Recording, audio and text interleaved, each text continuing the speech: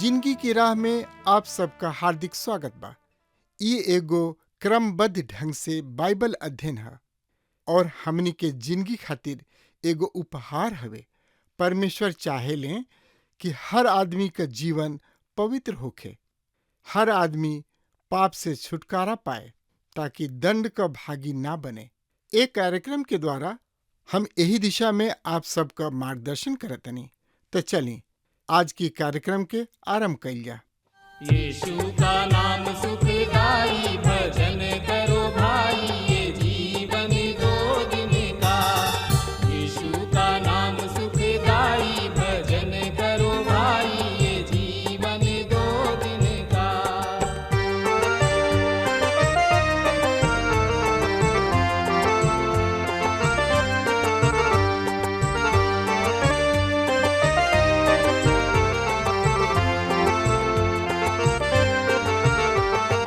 ई जिंदगी जैसे बहे बहरिया,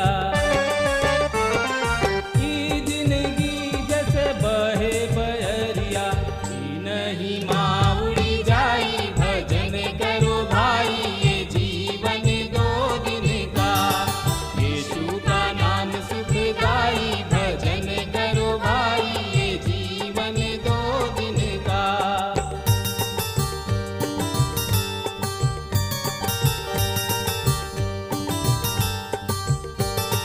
ई जिंदगी पर गर्व न करना, ई जिंदगी पर गर्व न करना, छाया समान ढली जाई, भजन करो भाई, ये जीवन दो दिन का। यीशु का नाम सुखदाई, भजन करो भाई, ये जीवन दो दिन का। प्रिय श्रोता मित्र भाई बहन, ये अध्याय के शीर्षक है अमरता में प्रवेश। प्रकाशित वाक्य किताब के 21वां अध्याय में अमरता के बेपर्दा कइल बा। अमरता से तात्पर्य बा श्रोता मित्र भाई बहन, नया आकाश, नया पृथ्वी, नया यरूशलेम, नया जुग तथा मेमना के दुल्हन के अनंत निवास, जहाँ कलिसिया अपना पुराना स्वभाव पूर्णतः त्याग के नया जिंदगी के नया चाल के अनुसार जिंदगी व्यतीत करी। मित्र, नया सृष्टि में हमनी के 6 प्रमुख व विशिष्ट बात के देखे के। पहिल का है वहाँ नाम मात्र के भी पाप ना होई, उ पाप रहित सृष्टि होई। दूसर का है परमेश्वर के राजधानी नया यरूशलेम।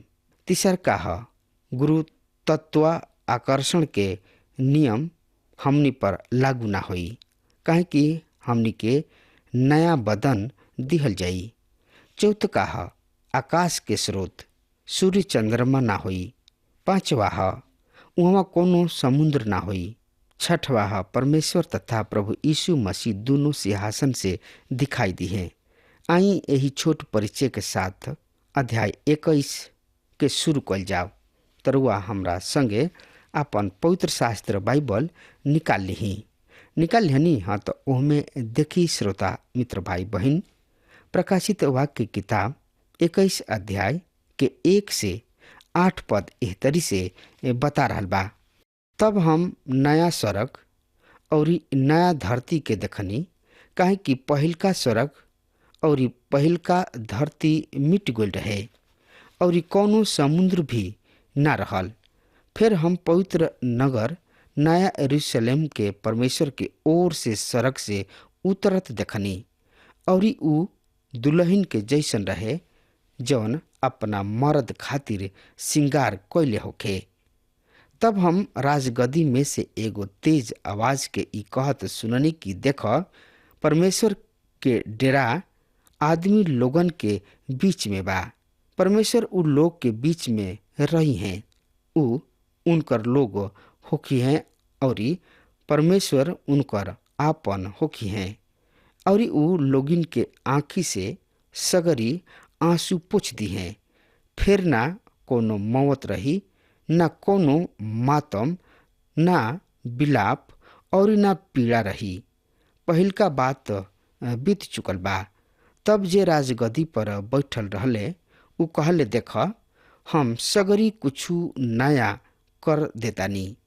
फिर उ कहले, लिखल, काहे कि ई वचन विश्वास करे लायक और साच बा।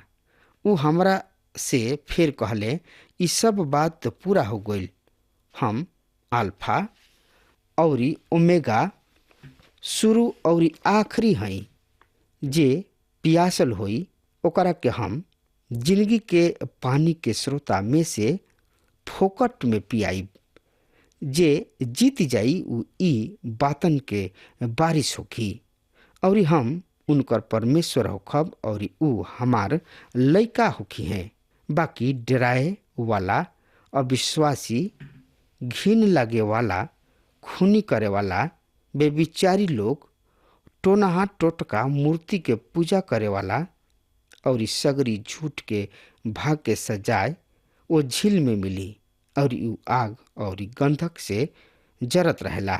ई दूसर का मौत था। यहाँ हम नया आकाश, नया सृष्टि, नया यरूशलेम के विषय में पढ़ रहल बानी जा। प्रभु खुद कहताणे कि आकाश पृथ्वी टल जाई। श्रोता मित्र भाई बहन, ई पुराना सृष्टि आदम के खातिर ना सृजल गइल रहे। प्रभु यीशु मसीह दूसरा और अंतिम आदमी हवे। उनका किने अपना नया सृष्टि के खातिर नया जन्म तथा नया सृष्टि है। उ यशायाह नबी के किताब 65 अध्याय के 17 पद द्वारा बतावताड़े, काहे कि देख, मैं एगो आकाश और नया पृथ्वी के सृष्टि करतानी और पहला बात स्मरण ना कल जाई अथवा सोच विचार में भी ना ले आवल जाई। ऐसा नबी की किताब 65 अध्याय के 22 पद में हमनी के पढ़तानी जाए। और जैसे नया आकाश और नया सृष्टि के हम बनावे जा रहल बानी, सर्वदा हमरा नजर में रही प्रभु के ई वाणी है। यही तरी तोहार वंश और तोहार नाम बनल रही। मित्र, परमेश्वर अपना दास अब्राहम के खातिर एगो अनंत काल के देश के प्रतिज्ञा यानी कि वादा कइले बाणे। दाऊद के एगो अनंत सिंहासन के वादा कइले बाणे। मित्र, हमनी के नया आकाश व पृथ्वी में ए प्रतिज्ञा के पूरा होत देखे के हमनी के पुराना नियम के विश्वासी सबके विश्वास पर एगो नजर डाली जा। इब्रानी 11 अध्याय के 13 से 16 पद एह तरी से बखान कर रहल बा। ई सगरी लोग विश्वासी के दशा में मुअले। ई लोग वादा कइल गइल बातन के ना पौले, बाकी उ सगरी चीज दूर ही से देख के खुश भइले और मान लेले कि हमनी के धरती पर परदेसी और पराया बानी जा। जे ऐसन कहेले उ ई प्रकट कर देले कि उ त अपना खुद के देश के खोज में बाणे। यदि उ लोग उ देश के बारे में सोचते जौना में से उ लोग निकलल रहले, त उ लोग के लौट जाए के अवसर होखित। बाकी उ लोग एगो नीमन और इस सड़क के देश के इच्छा में रहन। यही से परमेश्वर उनकरा परमेश्वर कहाले से ना लजाले, काहे कि परमेश्वर उन लोग खातिर एगो नगर तैयार कइले बाणे। दूसरा के पत्री में साफ साफ बतावल गइल बा कि ई वर्तमान आकाश और पृथ्वी अग्नि द्वारा नाश होखे पर बा। दूसरा पत्रस 3 अध्याय के 7 से 11 पद एह तरी से बता रहल बा। सुनी ध्यान से, हम एह पद के रुआ सामने पढ़ रहल बानी। असही है मर्द लोग, तोहनी लोग में से हर एगो जाना अपना मेहरारू के संगे समझदारी से रह ओकरा के कमजोर बर्तन बूझ के ओकर आदर कर। जिंदगी के वरदान में ओके भागी बुझ, जैसे कि तोहनी लोग के प्रार्थना में रुकावट ना पहुँचे। और सब केहू एक मन, कृपालु और भाई लोग से प्रेम करे वाला, दयालु और कोमल बना। बुराई के बदला बुराई से जन द, ना गाली के बदले गाली द, बाकी आशीष द, काहे कि तोहनी लोग आशीष के बारिश होखे खातिर बुलावल गइल बड़ा। काहे कि यदि केहू जिंदगी के इच्छा धरेला और निमन दिन देखे के चाहेला, तो ऊ अपना जीव के बुराई से और अपना होठ के छल के बात बोलला से रोक के राखे। ऊ बुराई के साथ छोड़ के भलाई करे। ऊ मेल मिलाप के जो है और ओके पहला के कोशिश करे। श्रोता मित्र भाई बहन, ए तरी बता रहल बा। ए नया सृष्टि के प्रमुख विशेषता हमनी के ई बतावल गइल बा कि ए नया पृथ्वी पर समुद्र ना होई। युग से समुद्र मानव के खातिर एगो विभाजक तथा सीमा रेखा पर ही समुद्र ना होई। प्रकाशित वाक्य किताब 21 अध्याय के 2 पद में बतावल गइल बा, हम पवित्र नगरी नवीन यरूशलेम के परमेश्वर के यहाँ से आकाश में उतरत देखनी। वो अपना दुल्हा के खातिर सजावल गइल दुल्हन के तरी आकर्षित रहे। हाँ श्रोता मित्र भाई बहन, हमने के एह बात पर ध्यान रखे के बा कि ई नया यरूशलेम नगरी के अर्थ पुराना यरूशलेम से नाश लगावल जाई। नया यरूशलेम एह पार्थिक यरूशलेम से पूर्णतः अलग बा। यहुना बताओ तानी कि ई नया यरूशलेम दुल्हन और सजावल गुल बिया। रुआ विवाह समारोह में सम्मिलित होखे के सौभाग्य तो जरूर ही प्राप्त कैले होखब। कोनो भी आदमी दुल्हा पर नजर ना डाली, केवल दुल्हन के ऊपर डाली। दूसरा शब्द में कहल जाए श्रोता मित्र भाई बहन, आदमी दुल्हा पर नजर ना डाली, केवल दुल्हन के माई ओकरा के देख के प्रसन्न रहले। दुल्हा के अइला पर कोनो बराती खड़ा ना होला, पर जब दुल्हन प्रवेश करेले तो सब खड़ा होके उनकर स्वागत करी हैं। यहाँ तक कि दुल्हा भी। हम रोज जिंदगी के कभी भी कोनो बदसूरत दुल्हन ना देखी। परमेश्वर प्रत्येक दुल्हन के अवसर विशेष के खातिर एगो विशेष सौंदर्य तथा तेज प्रदान करेले। दुल्हा जब दुल्हन के ओर देखेले तो उनका मन में अद्भुत उत्तेजना उत्पन्न होला। यह ऊ कन्या यानी कि दुल्हन हई, जगरा के हमनी के सर्वदा खातिर आपन बनावे जा रहल बानी जा। मित्र, यहाँ नया यरूशलेम के चित्र कुछ एह तरीके बा। ई ऊ स्थान है जहाँ विश्वासी जन निवास करे जा रहल बाने। ई ऊ अनंत निवास है जौन की मसीह यीशु द्वारा उनकर प्रतिज्ञा अनुसार तैयार कइल गइल बा। यूहन्ना 14 अध्याय के 2 और 3 पद एह तरी से बतावता, हमरा पिता किने बहुते निवास स्थान बा। यदि ऐसा ना होकी तो हम तोहरा के बता दिहती, काहे कि हम तोहरा खातिर स्थान के प्रबंध करे जा रहल बानी। यदि हम जाके तोहरा खातिर स्थान के प्रबंध करी तो हम फिर आइब, जकरा से हम जहाँ बानी वहाँ ओहनियो लोग रहस। श्रोता मित्र भाई बहन, मेमना के बियाह 1000 वर्ष के राज के शुरू होके से पूर्व होला और ऊ 1000 वर्ष के राज समाप्त हो चुकल बा। अब हमनी के सामने ओकरा से अग्रिम घटना के चित्र है। प्रेरित पौलुस बियाह के एगो महान रहस्य बताओ ताणे। इफिसियो के पत्री 5 अध्याय के 25 से 32 पद के देखी। एह पद में एह तरी से लिखल गइल बा, हे मर्द लोग, अपना अपना मेहरारू से प्रेम कर, जैसन मसीह मंडली से प्रेम कैले और अपना आप के मंडली खातिर दे दिहले, कि जे ओके वचन के द्वारा पानी से शुद्ध क के पवित्र बनावस और ओकरा के ऐसन महिमामय मंडली बना के अपना लगे हाजिर करस, जौना में ना कोनो कलंक, ना कोनो दाग, ना कोनो झुरी होखे, बाकी पवित्र और बिना दोष के होखे। यही तरह ई निमन बाकी मर्द अपना मेहरारू के अपना देह के जैसन प्रेम करे।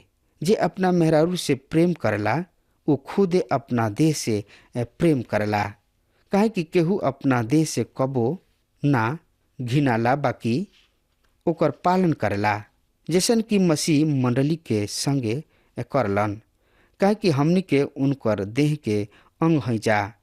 यही कारण आदमी आपन महतारी बाप के छोड़ के अपना मेहरारू से मिलल रहला और ऊ दोनों एक देह होखेला। ई भेद तो बढ़न बा, बाकी हम ई बात मसीह और मंडली के बारे में कहतानी। हाँ श्रोता मित्र भाई बहन, बियाह परमेश्वर काहे स्थापित कैले बाड़े, ई एगो रहस्य है, पर यहाँ ऊ रहस्य उजागर कल गइल बा। बियाह संबंध बहुत सुख तथा अद्भुत संबंध बा। ई परमेश्वर द्वारा मनुष्य के खातिर स्थापित कइल सबसे प्राचीनतम धर्मानुष्ठान है। बियाह धर्मानुष्ठान के स्थापना परमेश्वर द्वारा सबसे पहले अदन के बगीचा में भइल। ओकरे साथ परमेश्वर स्त्री और पुरुष के विवाहिक जिंदगी के खातिर एगो नियम भी बनौले। उत्पत्ति के किताब 2 अध्याय के 22 से 24 पद ए तरी से बता रहल बा। प्रभु परमेश्वर ओह पसली से जेकरा के ऊ मनुष्य में से निकल ले रहन स्त्री के बनौले और ऊ ओकरा के मनुष्य किने ले गइले। मनुष्य कहले, अतंतः ई हमार ही अस्थि सबके अस्थि, हमार ही देह के देह ह। ई नारी कहलाई, काहे कि नर से निकालल गइल बिया। ऐसे पुरुष अपना बाबू महतारी के छोड़ के अपना मेहरारू के साथ रही और ऊ एगो देह होई। श्रोता मित्र भाई बहन, परमेश्वर बियाह संबंधित अनेक नियम मनुष्य के दिहले, जौना से कि बियाह के पवित्रता बनल रहे। प्रभु कहले, जेकरा के परमेश्वर जोड़ले बने ओकरा के केहू अलग नइखे कर सकत। पर अनेक माता पिता तथा अनेक स्वार्थी लोग अपना स्वार्थ पूर्ति के खातिर ऐसन कर रहल बने। उन्हीं से ही दंड के भागी हुई हैं। प्रभु पति के आज्ञा दिहले कि वो अपना मेहरारू यानी कि पत्नी से प्रेम करे तथा पत्नी अपना मर्द यानी कि पति के प्रधानता के स्वीकार करे, काहे कि पत्नी के अस्तित्व पति के द्वारा बा। पहला सृष्टि आदम हमें और आदम से स्त्री के रचना भइल। परमेश्वर पति के प्रधान ठहरावले, पत्नी के एकरा के स्वीकार करे के बा। यदि पति परमेश्वर के नियम भंग करताड़ी तो ऊ परमेश्वर के दोषी हई और परमेश्वर खुद ओकरा के दंडित करी है। एगो विश्वासी पति प्रभु यीशु मसीह के प्रतिनिधित्व करेला। प्रकाशित वाक्य ब्याह के महान रहस्य के उजागर करेला। विश्वासी जन के खातिर ब्याह बहुत ही पवित्र व आदर के बात बा। प्रकाशित वाक्य किताब 21 अध्याय के 3 से 8 पद एह तरी से बता रहल बा, जौना के कि हम रउआ सामने पढ़े जा रहल बानी। तब हम राजगद्दी में से एगो तेज आवाज के ई कहत सुननी कि देख, परमेश्वर के डेरा आदमी लोगन के बीच में बा। परमेश्वर उ लोग के बीच में रही हैं, उ उनकर लोग होकी हैं और परमेश्वर उनकर आपन होकी हैं और उ लोगिन के आँखी से सगरी आंसू पोंछ दी हैं। फिर न कोनो मौत रही, न कोनो मातम, न विलाप और न पीड़ा रही। पहिलका बात बीत चुकल बा। तब जे राजगद्दी पर बैठल रहले उ कहले, देखा, हम सगरी कुछु नया कर देतानी।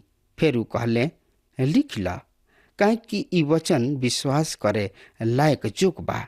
उ हमरा से फिर कहले, ई सब बात तो पूरा हो गईल। हम अल्फा और ओमेगा हई, शुरू और आखिरी हई। जे पियासल होई ओकरा के हम जिंदगी के पानी के सोता में से फोकट में पियाई।